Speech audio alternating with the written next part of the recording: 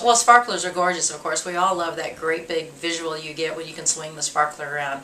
But a sparkler is actually 1,000 degrees at the tip if you have the metal sparklers. So they are very, very hot. Once they're done with their pretty little sparklers, people tend to drop them on the ground where kids will step on them. So if you can put those in a hot bucket, that's great. They came out with wooden sparklers a few years ago. Those are also very, very hot.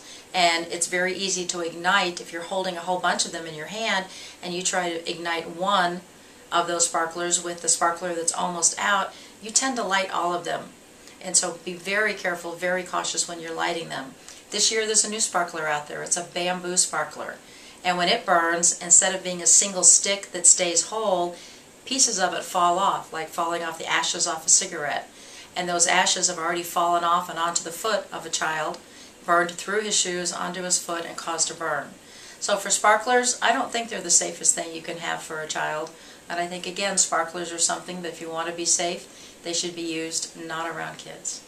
The most common firework we actually see an injury from is an artillery shell, which has a little bit more gunpowder in it than your average, say, cherry bomb.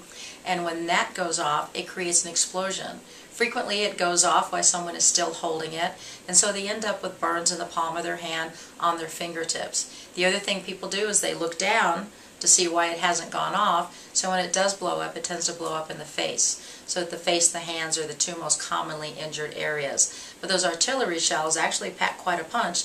That's how they get the beautiful sparkler in the sky. And in using those, you need to read the directions if you're going to use those, and the directions will say that you light it and walk away from it and not continue to hold it until it actually explodes on you.